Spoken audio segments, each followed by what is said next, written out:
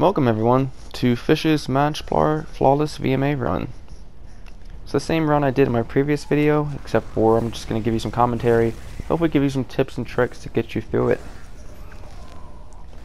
So right off the bat, I'm going to tell you that the most important thing to do is know where the mobs are spawning. You see I'm putting down both my AoEs, that's shards and wall, down on those portals when they're spawning. That way they're taking all that damage as soon as they pop up. There it is again. And you see this just starts ticking right away. It really helps to get some damage on there. You see me dodge roll that Daedra. So the Daedra in this one is going to do that fireball at you. It hurts. When you see it coming in, just dodge roll. It doesn't really matter the timing. Just do it. So the other type of mob to look out for here is the Clanfear. See one pretty soon. The Clanfear, just like every other Clanfear in this game, they're going to, when they get close to you, they're going to jump at you, and it stuns you.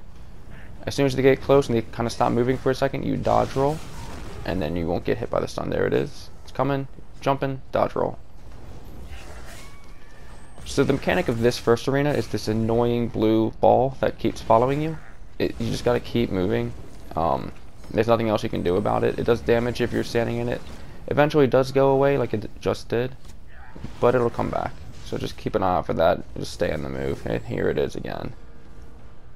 This arena is just more annoying than anything else. So my gear setup for this is pretty typical for a Magicka DPS. I'm using Burning Spellweave with Mother Sorrow. The reason I'm using those two is because I don't want to use a set that like Sororia's, which makes me stand still. Spell Strategist would be okay, but there's a lot of AoE here, so I like to just use some like raw damage and raw crit sets like Mother Sorrow and Burning Spellweave. My monster set is Valkyn Skoria. There's a lot of options there. I like it because it's range and it's AoE. And then I'm using a vMA Inferno Staff as my back bar. It's not required, but it does help pump out some more damage.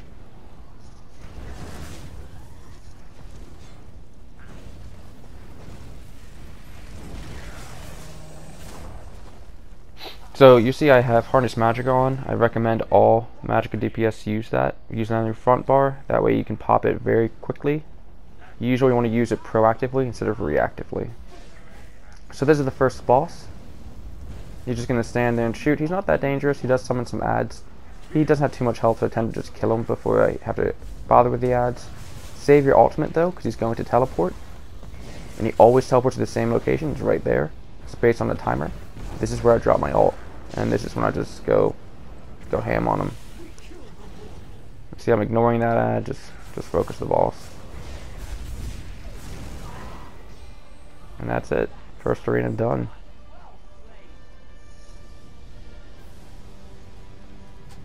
So Magicka classes, unlike stamina classes, are going to have a lot of different abilities. Stamina all kind of looks the same with their setups here.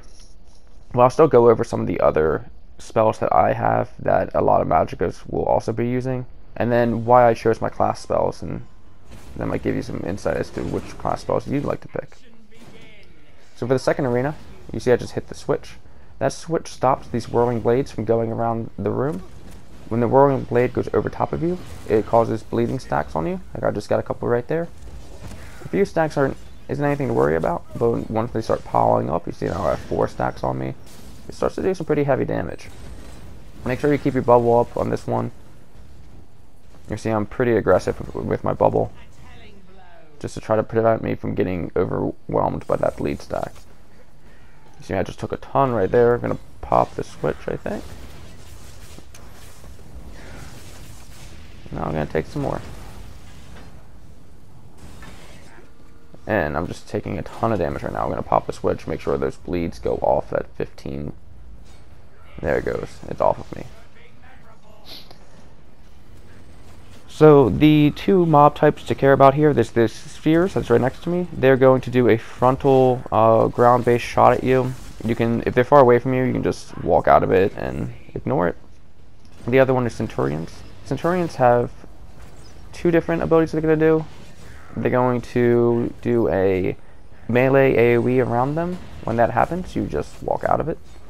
And then they're also going to do a frontal cone. It looks kind of looks like a heavy attack that they're doing. And again, I like to just walk out of it. There's the AoE, just walk out of it. The reason I'm walking and not dodging as a Magicka class is you have very limited amount of dodges. Your stamina regen isn't high, your max stamina is not high. You have to be careful and conservative with your stamina. If you can walk out of things, walk out of things. Dodge rolls when you have no other option. Dodge roll is very powerful though, because you can completely ignore attacks. Stamina can be a lot more liberal with their dodges. But Magicka does have bubble, and you see me just keep on casting it, make sure I have it up. So the sigils here, I'll get into them later, but you see I'm ignoring them. That's because the sigils on this one are not near the switches. There's a switch on either side of the arena. I might just happen to be standing on this one. I'm not going to grab the sigils until the bosses, but if you are struggling with this, you can move over to the switches, to the sigils, and grab those. The only issue is that you got to make sure that you're not running into all of these whirling blades to get over there.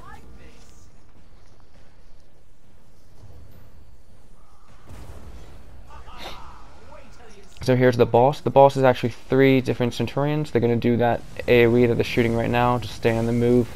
They drop behind you. I'm going to pop the healing sigil right now while he's standing next to it. That way I don't have to worry about these blades for too much. They always spawn in these same spots.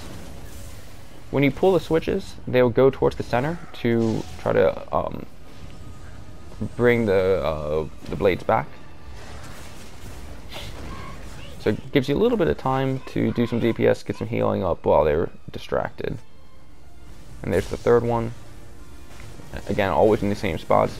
After they reach a certain health percentage, they're going to go immune, like you've seen them do. They do some damage around them in melee, so you want to make sure that you don't stand on top of them. But here I'm trying to gather them all up so I can drop my ult. You see I saved my ult, pop in the haste sigil, and you see they're starting to come towards me. I'm trying to just gather them in a circle so I can AoE them down and be done with the fight. It's more important to get out of the AoE than it was to take those bleeds. I'm going to run over here, pop the switch. Now you see that middle one's going back in to try to fix that.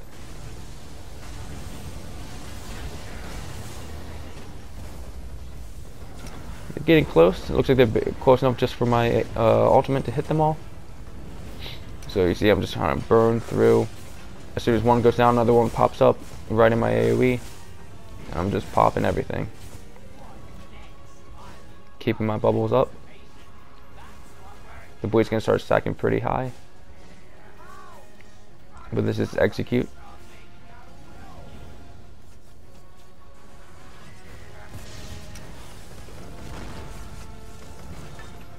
And there it is.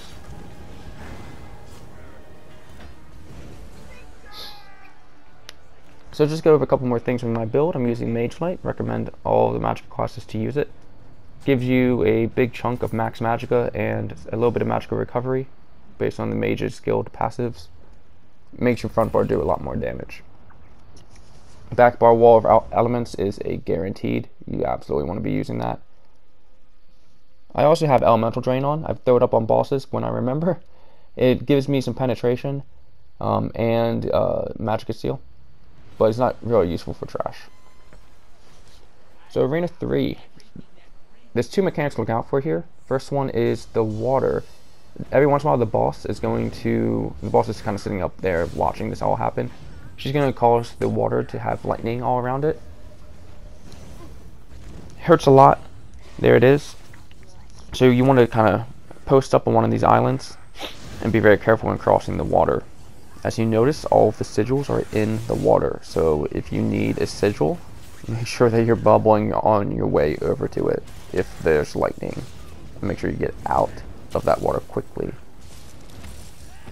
The other mechanic here is the Stranglers. They're going to shoot down these poison AoEs everywhere. The Stranglers will be alive in between waves, well, in between rounds rather.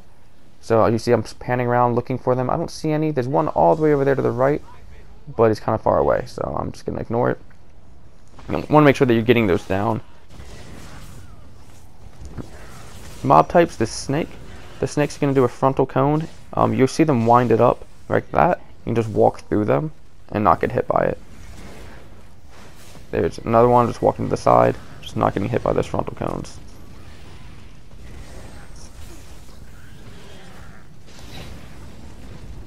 So I'm about to almost die here. Basically, I'm just having all these ranged mobs hit me. I got interrupted when I tried to dodge roll, and I got hit by that heavy attack. So what do? I create some distance, I bubble up, put down my big AoE heal over time, and I'm just playing super defensively, trying to stay away from this melee guy. My magic is running low, so I'm going to pop the healing sigil. That way I don't have to spend magic on healing myself. And just play defensively. There's the Strangler. I'm going to heavy attack it, try to get some Magicka back. Heavy attack that one. Again, trying to get Magicka back.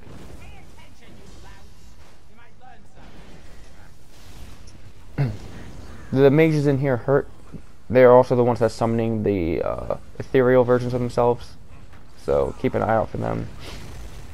So it's a good time to talk about the sigils. So that shield sigil, I was just looking at that one. It reduces the damage you take, and it also reflects projectiles. It's very strong against these mages. You can use the sigils. They refresh between every round, so you can use all 4 every single round. It reduces your score, but I mean, if you're going for flawless or just trying to get through it for the first time, don't bother with the score. Just hit the sigils. There's no reason not to. If you have the shield sigil up, it's very difficult for you to die. They last 30 seconds, so it's a good long time.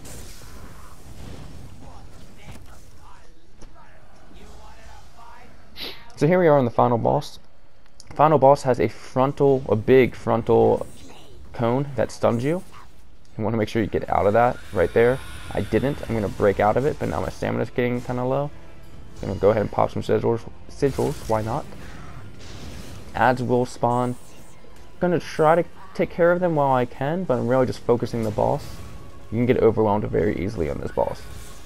Lightning's happening. I'm going to take the double damage. Try to clean up some of these ads. And just try to end her with this double damage as fast as I can.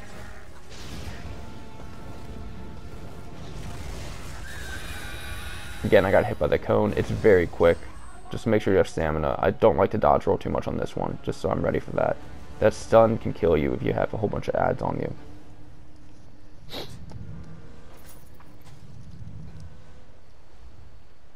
So the other sigils, I talked about the shield.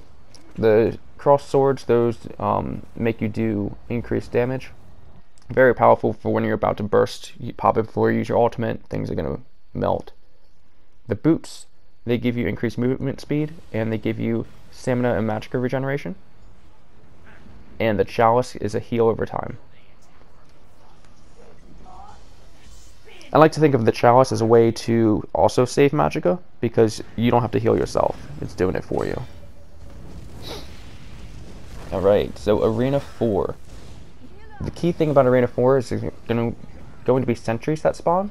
They have nothing to do with the waves, they're just random. There's one right now. They're going to make their way towards the center of the room. You see they don't have much health. But as soon as they get to the center of the room, they're going to kind of deploy. You'll see them setting up. Just takes them a couple seconds, and once they do that, they just get this huge bubble on themselves. There's another one.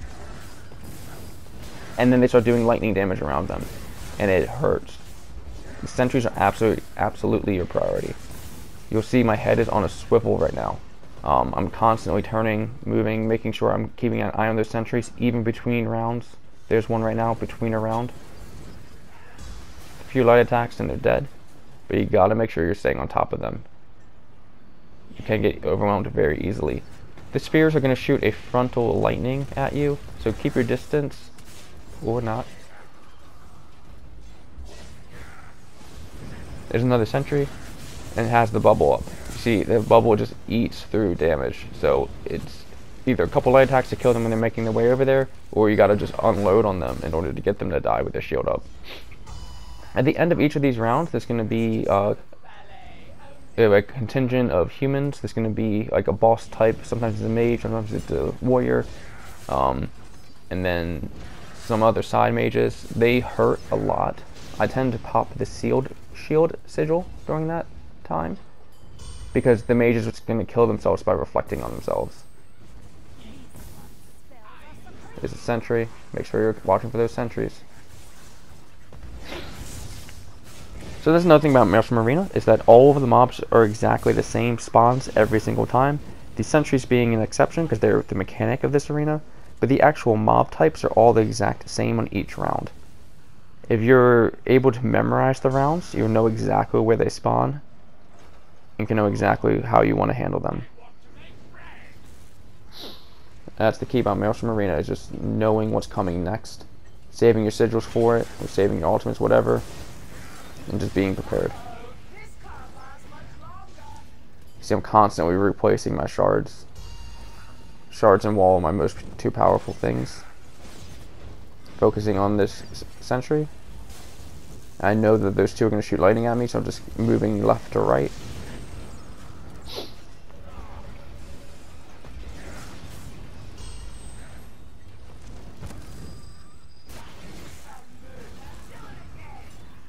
So the only ultimate I use is the Destruction Staff ultimate. It's amazing, does a ton of damage, and it's AoE. Highly recommend it. So on this one, I'm going to block the heavy attack. Make sure you're blocking that heavy attack from the main guy. Just AoE down the mages. I'm just going to burn him through that one instead of blocking. So the boss is going to have two different mechanics. Here he comes. First one, he's always going to start out with a lightning phase. So there's a green circle underneath his feet. Sometimes that circle doesn't show up, just know it's there. If he's moving, that means it's lightning. If you're not in that green circle, you're going to take a ton of lightning damage. Just move with him. You can grab the sigils along the way. Move with him. Don't cast your AoEs on the ground unless like that, unless you have a lot of space for it. Because he's going to keep moving. Then he goes into fire phase. You want to get away from him during this phase. He's going to shoot these giant fireballs at you. Get away, clean up the ads. He stands still, so you can drop your AoEs on him. You see, I'm taking care of these ads. And then as soon as the fire is done, he goes back into lightning. Get back on top of him. So the key thing here is stay on the move and stay on top of him while he's doing lightning. While he's doing fire, you can throw down your AoEs. That's when I throw down my Destruction Staff ultimate, because you're just going to stand there and take the entire thing. Clean up the ads and bubble.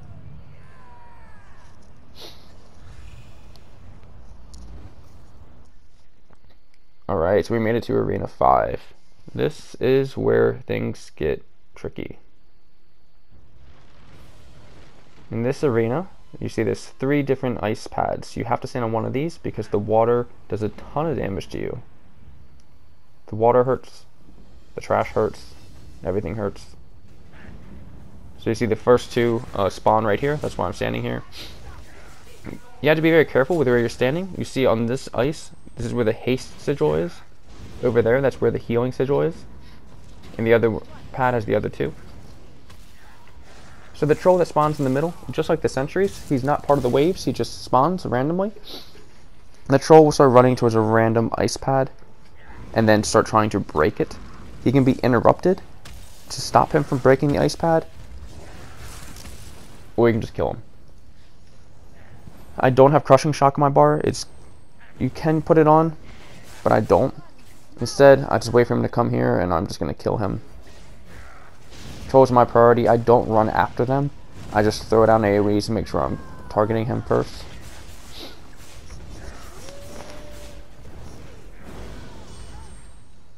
So again, I'm on this pad. I'll tell you why. It's later. You'll see why later. It's because the boss, you want to start on this pad. I'll explain that later, but if you want to stand on the other pad that has the damage and the shield, that's going to be a safer pad to stand on. You see the enemies tend to spawn on different pads together. There's a troll. I'm going to shoot it from here. Make sure I'm focusing it, and it's down. Don't let the trolls get ahead of you. So I'm moving across, gonna grab this healing sigil.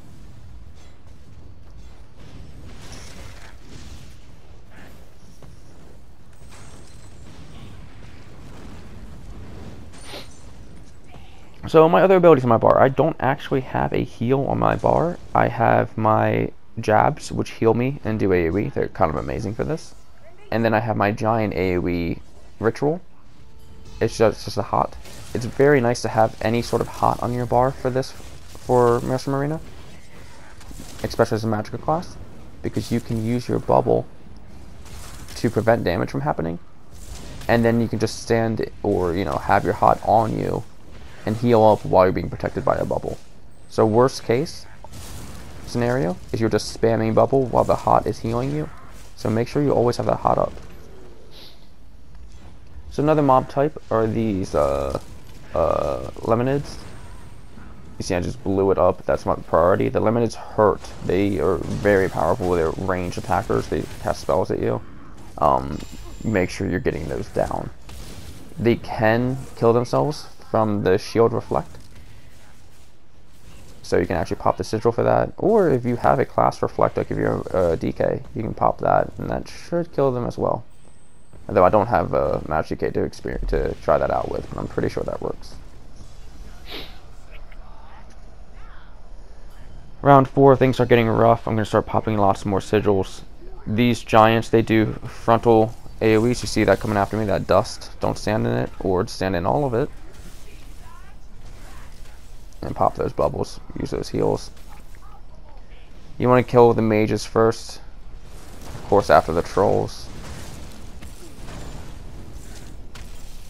The giants are slow, so you can just kind of avoid them.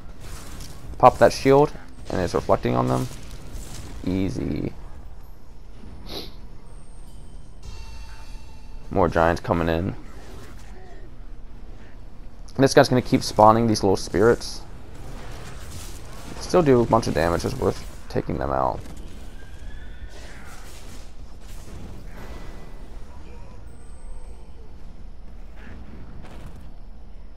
Alright, I'm going back to this first ice pad. Final round. So on this boss, she's going to summon adds at percentage based. So if we take her slow, the adds are going to be slow to come. So take out the troll first at 90%, the first 2 adds are going to spawn. They're going to spawn right here. That's reason number 1 why I'm on this pad. She also fears, so you have to make sure you're able to break out of that fear, and you're not feared into the water and just taking tons of damage. At 75%, she's going to break that first ice pad. You see I ran away. I grabbed the sigil on my way out. That's the reason why you want to grab those sigils while you're leaving the pad. If you're on the pad or anywhere close to it when she's breaking it, you're going to die. It will kill you. You didn't get to see it because it was off screen, but she does this giant pound on the ice. Does a huge AoE. Make sure you're looking after those trolls. I'm going to do it again because at 50% she just broke the other one. You saw the screen shake. So that's why I left this pad as last. That way I have my 2 most powerful sigils as the last ones I get to grab. So I grabbed the shield already. There's a damaged one behind me.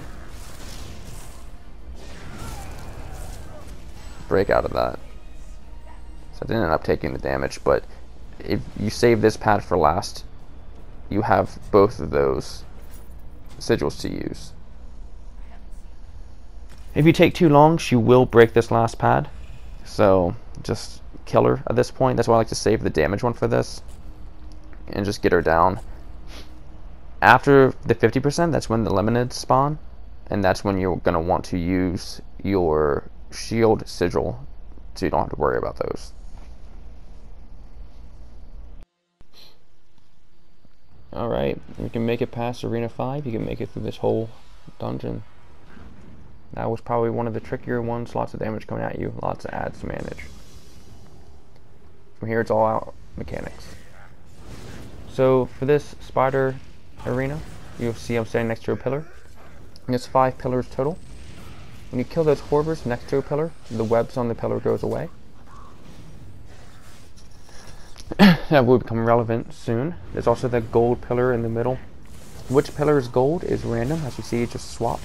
There's always going to be 2 gold pillars, but they have to be unwebbed. You see, I'm going to kill this Horror. It died out of range, So Horvers, you can walk over their body and throw the venom grenade that they drop over to the webbed altars, the webbed pillars, and that way they come unwebbed. So you see I'm working on getting these things unwebbed. The Flesh Astronauts, they're going to do a heavy attack, make sure you block it. So every once in a while, these red spiders are going to spawn. You get a warning that they're coming. You have to stand on top of a gold pillar. If you're sitting on a gold pillar, then they will get like feared from it and run away as soon as they get close to it and they want to attack you.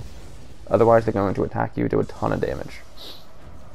So I like to keep 4 of the pillars down, non-webbed. That way I have options for getting to a gold pillar if I need it. So I'm going to drag this Horver over. Now I have 4 of them. The reason I'm not doing all 5 is because I'm actually saving it for the very last boss of this entire round. I'm sorry, this entire arena. When all 5 pillars are unwebbed, I'm going to give a heavy attack. When all 5 pillars are unwebbed at once, they all become gold. All the mobs on the field become stunned. And you can just go to town. Afterwards, though, only 1 pillar will be unwebbed. So you have to do all that work all over again. And you can be kind of screwed if that 1 pillar happens to not be one of the gold ones when the red spiders come out. So with that in mind, I think it's much safer just to keep 4 pillars unwebbed at a time and just ignore that last one. So you see there's going to be spiders popping up that are trying to re-web the pillars. So make sure you have your head on a swivel, just keep an eye on all 5 of these pillars. Make sure that there's not a spider trying to put a web back up on it. One just spawned behind me, but I think my AoE got it.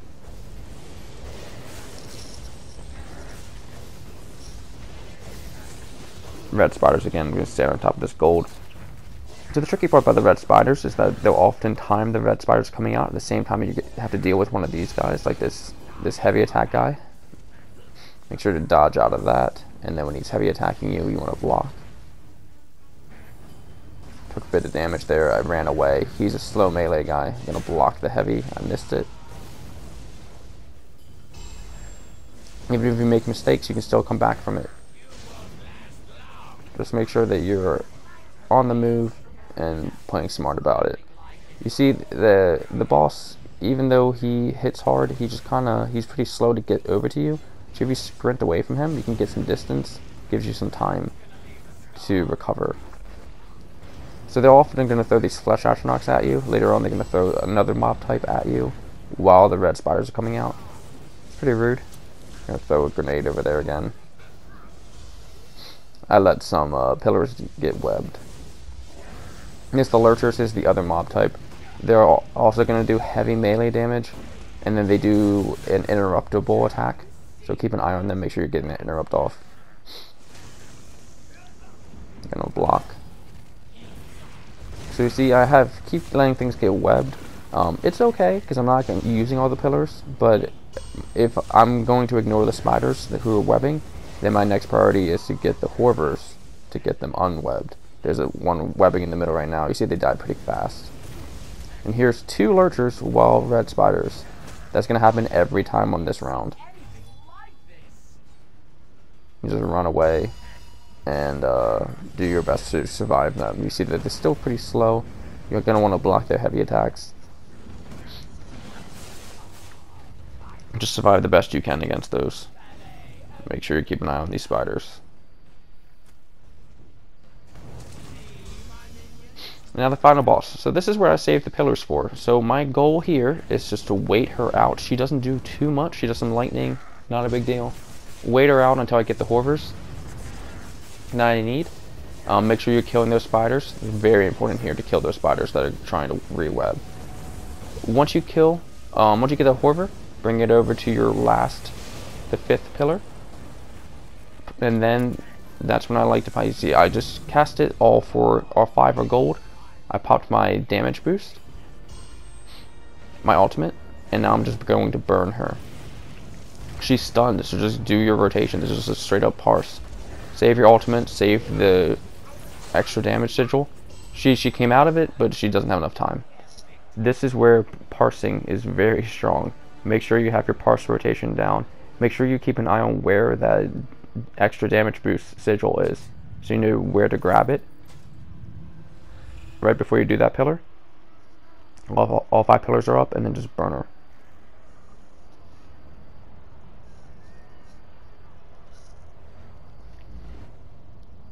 Alright, time for the notorious round 7.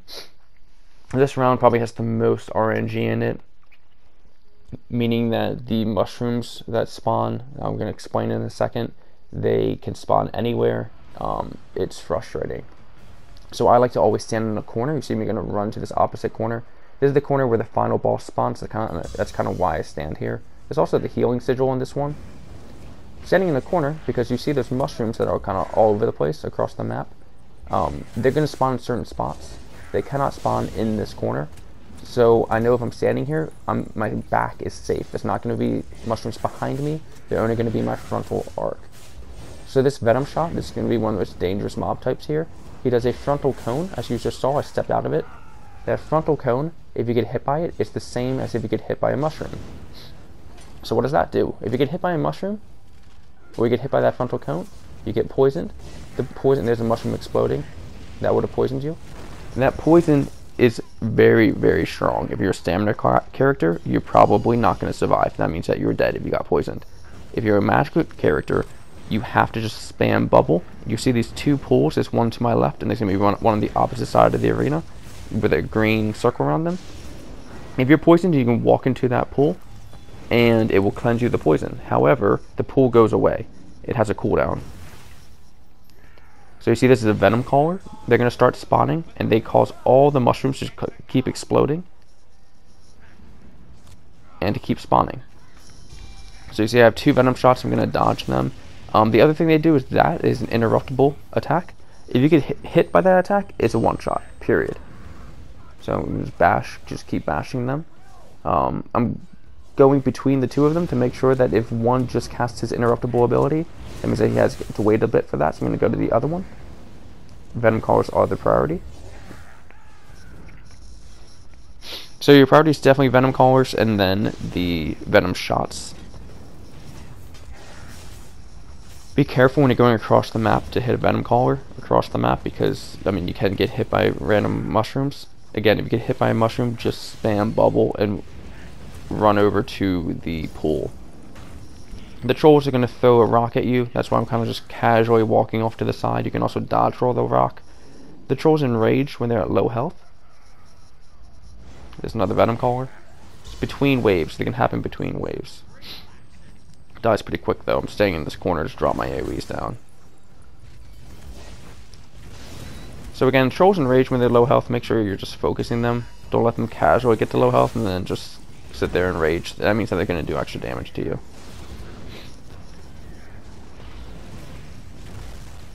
So the Venom Shots can be reflected with the shield sigil. And I don't know is if their one shot can be reflected. I don't think it can. I wouldn't risk it. So I just got hit by the poison. I'm making my way over and cleanse. I cleanse this far side. That way my side over there where I tend to defending up is gonna still have that. This Wamasu is quite scary. It does a frontal lightning. When you get hit by it, it slows you. If you're slowed, it's very hard to get out of the mushrooms. So that's the end of round 3 is where that Wamasu is. Make sure you're ready for it. Got lucky with this Venom Caller, so right next to me.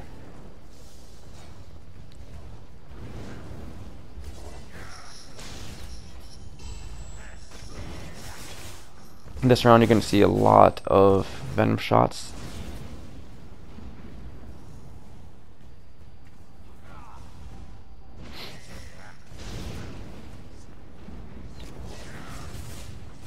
There are 3 of them right now. Make sure you get the interrupt. Venom Callers are the priority. Keeping an eye on them just in case I need to interrupt or dodge a cone. There's a cone, just walking out of it. Lining up my wall of elements to hit both.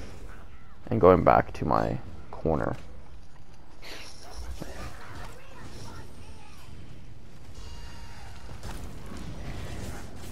There's 2 trolls immediately following those 3 venom callers. There are 3 venom shots. Pretty scary pull right here this round. 4. Be ready for it.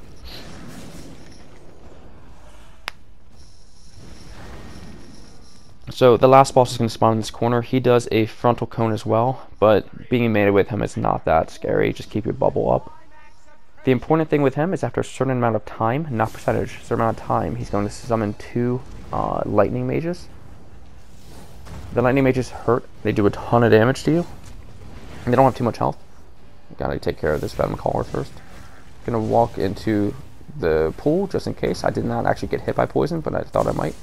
So there's the lightning mages. So once you kill one, the other one puts a bubble up, and the boss starts screaming. So I'm gonna kill that one. This one puts a bubble up. The boss is screaming. If you're not in this bubble when the boss is screaming, you're going to die. It does a ton of damage. However, if you kill this lightning mage, the bubble goes away. So that's why I'm not doing anything. I'm just kind of spamming bubble. Did I need to? No. But I was just making sure I was not going to kill the mage by accident. Because if you kill her, the bubble goes away, and you're going to get screamed to death. After it dies, you have after the scream goes down, you want to kill that mage fast because it hurts. And then just burn the boss. Eventually, you're going to have more mages spawn. Again, take care of the venom caller first. At this point, you can just go through that around again, kill the mage, and hide behind this second mage. I'm just going to burn the boss.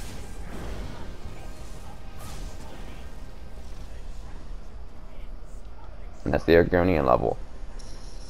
A lot of this comes down to luck between where the venom callers spawn and when they spawn. Just got to be careful. I really like the corner method. It makes you very safe.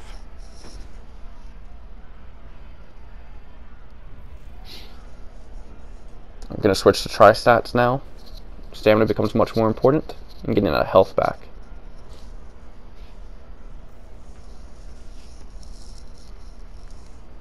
Taking a breather here. I'm just like, woo, am I going to make it?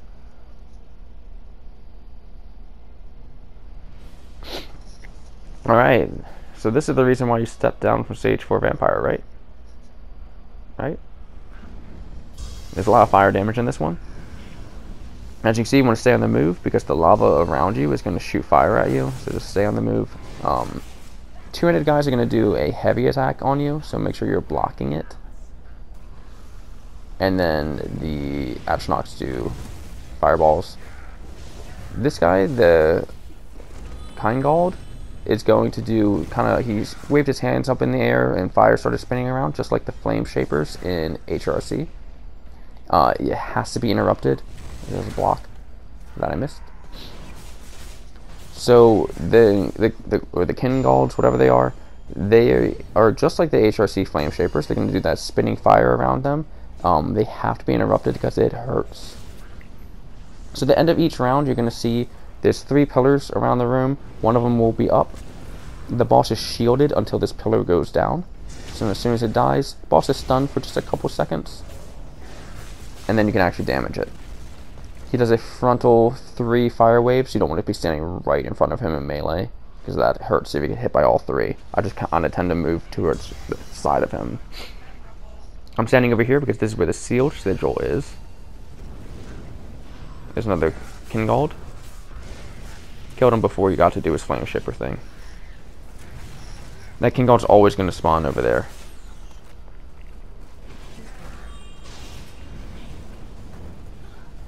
These 2 are just healers. Not that important. So the flame shaper thing, it cannot be reflected with the shield sigil. Just keep that in mind. You can crushing shock it out of doing the flame shaper thing. You see, I'm just kind of always moving towards his side. Just stunned him. Moving towards his side. I don't want to get hit by those 3 waves, so just move towards the side at all times. You don't have to run, you can just walk around him. I'm sprinting back over here. This wave is going to have lots of mages. Round 3, pop your shield. Round 3, absolutely. You see there's multiple mages that are going to spawn in the next round. Oh.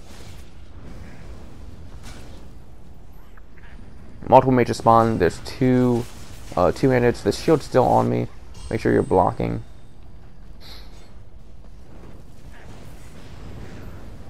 These King Galds need to go down first.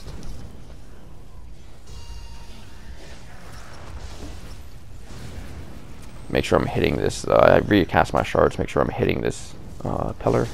As soon as it goes down, just on the boss, it just does the same stuff as the other ones. Move towards the side. You don't get hit by that fire. And just kill it. Again, this time, it's the same thing, but more mages. Pop that shield sigil. You see, there's 4 things right here. I think there's 2 of them that are going to be the flame shapers, and 2 of them that are going to be healers. So I'm on this one.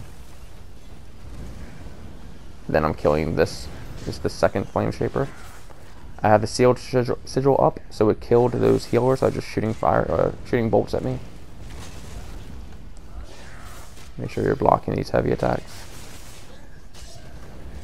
The shield sigil on this one is so powerful. It really helps you a lot. Just gotta remember that it was not going to help you against the flame shapers. So this boss is actually harder than the real boss, in my opinion. She's going to pull you in and then drop her Dragonite standard ultimate. So I like to keep stamina up. There's the ultimate. Tons of damage. You see me just bubbling constantly. She pulled me in. Sometimes she'll pull you an ultimate right afterwards, and that ultimate hurts. Stay away from it. She doesn't have that much health, so you see she died pretty easily, but she hurts. I'm pretty much hitting bubble every other time. So the final round is actually easier, in my opinion, than the mini boss we just fought. This final round, there's 3 pillars you have to bring down. Once you kill all 3, then the boss is able to be targeted. On a timer, there's going to be a King Gald that spawns. You see I'm kind of waiting. I'm going to kill the King Gald before I kill that last pillar. There he is. This boss isn't that scary, just let her beat on you. So I killed the King Gald. And now I'm going to kill this totem. I'm trying to burn her down in one go. So I popped my ultimate. And I popped the damage sigil. Because she has a much longer time in order to kill her. And I got her in 1 round. If you didn't, what happens is those flaming atronachs spawn after a certain amount of time. They can be killed by reflex. After the stun wears off on her, all 3 pillars come back. And you have to do it all over again. So just rinse and repeat. You're going to have 3 pillars. You have to kill them. King Gald's going to spawn. And a flame atronachs, 2 flame atronachs are going to spawn. And just keep doing that over and over until you kill the boss. So that one's all about timing your bursts. You need to have all of your bursts, your ultimate, and the damage sigil all in one go to make sure that you only have like maybe 10 seconds, if that, to burst her down.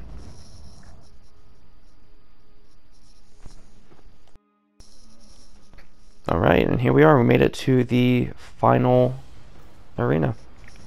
This arena, you're going to find out, it tends to be actually easier than the other ones. The mechanics are harder, but it's very choreographed. They're always going to do the same thing. There's no RNG. There's no random lava. Well, I guess technically there is. If you're close enough to the lava on the outside ring, it does shoot at you. If you're in the middle, there's no random lava. There's no random mushrooms to kill you. Again, that archer, the archers here, they're just the basic archers. They're going to do a one-shot. You need to interrupt it with Crushing Shock, Bash, or just kill them. So you see this ghost around the room. If you run into a white ghost, it's going to do damage to you. This Crematorial Guard is notorious. So you see me running around him in a circle. Killed him pretty quickly, but if I didn't, he's going to do a flame wave at you that follows you. It puts a dot on you. It hurts. If you move around him in a tight circle, you'll see me do it later. You won't get hit by the flame wave, or you get hit by less ticks of it. So there's gold ghosts that spawn. They're going to start moving towards the closest enemy. The gold ghosts, if they hit the enemy, they empower them. They have more health, do more damage, whatever. If you absorb them, once you absorb 3 gold ghosts, you get to do a special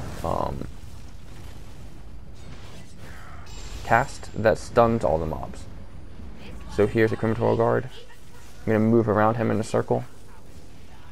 He's flaming behind him. If you see that, I'm just moving in a circle. I'm not sprinting. I'm still doing my damage. This Ogrim, every time he shoots you, he's going to leave fire behind. So just make sure you're staying on the move. So again, oh, missed the Gold Ghost. The Gold Ghost lasts between rounds, so I think I still have 2 on me. Just need to pop 1 more and I get to use the AoE stun. There's another guard. See me moving in a circle? Even though he's not doing the wave yet, I'm just ready for it. There's a Gold Ghost. So it says, see, use Spectral Explosion. I just used it. It stunned all 3 of these mobs. Give me some time to get my health back up. And there's another Gold Ghost. Gold Ghosts are very important because if you don't get them, the enemy will. And then, of course, if you get them, they help you a lot. This little mini-boss, it's not that scary. Make sure he doesn't get the Gold Ghost. Get out of the AoE, though. Ogrim, just stay on the move. He's going to drop those fires behind you. I'll take that Gold Ghost. So now I have a Spectral Explosion. I'm going to hold on to it for a bit. I have a limited amount of time to cast it. I cast it right now. And there it is. I just cast it and now I get to take out this guard without worrying about it.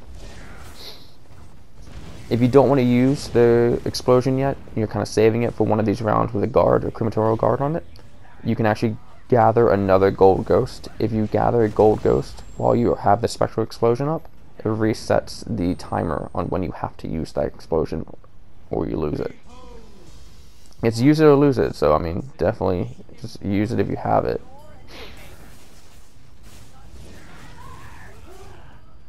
So in this round, you're going to see summoners start walking towards the center, and they're going to start doing a summon.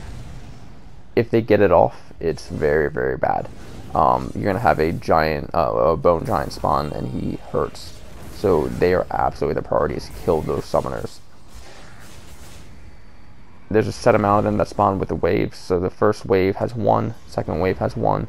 This Crematorial Guard is more important though, so I'm going to use my Spectral Explosion and kill him. And then I'm going to move to killing these summoners. So there's 1 more summoner here. This is a pretty tough wave where you have a summoner and a guard. I lucked out by having my Spectral Explosion. But keep in mind, it's not all luck. You know what's going to happen. So you can save your Spectral Explosion for that wave. Again, I'm focusing these summoners. Popping some sigils, why not? So on this Ogrim, there's going to be 2 summoners that spawn.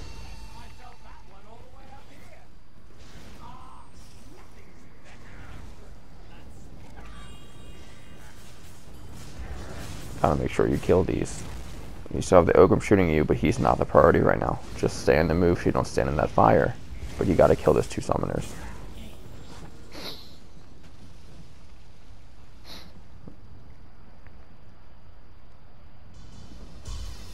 Alright, round 5. Last round. You have a Crematorial Guard right off the bat. Gonna move around him in a circle. Saving my ultimate. I'm saving these sigils. Just pop the healing one. That's because this is the guy. You want to burn him fast. When he gets low health, he's going to shoot these fire waves out at you. So I'm going to go ahead and pop the damage sigil right now. Pop my ultimate.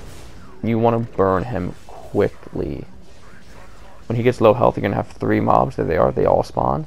You're not going to see the fire thing that he does because he died too fast. But I would burn everything you have to kill him quickly. Especially because after he dies, or rather when he's low health, you're going to have 2 of these archers spawn that can both one-shot you with their channeled attack. I'm using my explosion. I didn't have to. These are just basic mobs, but I didn't want it to run out.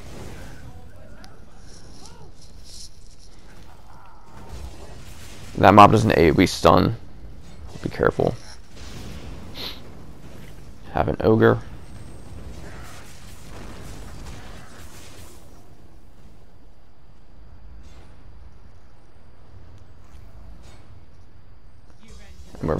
last boss. When he's at 70% health, he's going to teleport up. So drop your AoEs. When you see him casting at you, right there, you just dodge roll, and you're going to dodge that skull.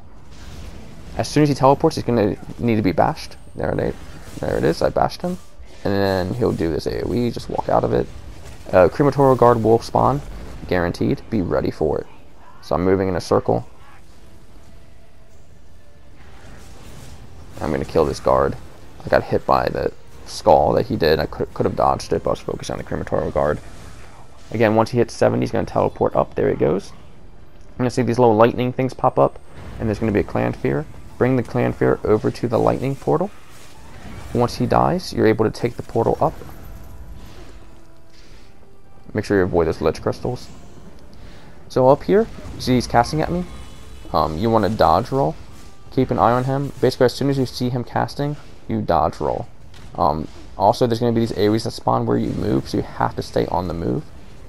After a certain amount of time, he's going to go immune, rather. Well, he's always immune, but he's going to stop casting at you and do those rocks. If you stand behind a rock, you won't get knocked off. If you do stand behind... I'm sorry, if you miss standing behind a rock, then he's going to knock you off of it. So you see I'm moving with this rock. And then he casts it. Kills the rock, but I'm not dead. For each of these crystals that you kill, the rock moves faster. So I like to save them and kill them all at once towards the end, so I don't have to sprint to keep up with the rock. So at this point, I'm going to bash him. He's always going to do that. You're going to have Gold Ghost spawning. You're going to have a Crematorial Guard spawn eventually, and you have these Summoners. Summoners are the priority. You cannot allow a Bone Giant to spawn.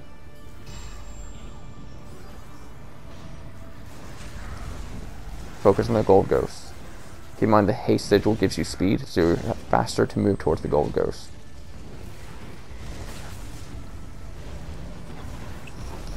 Bashing that.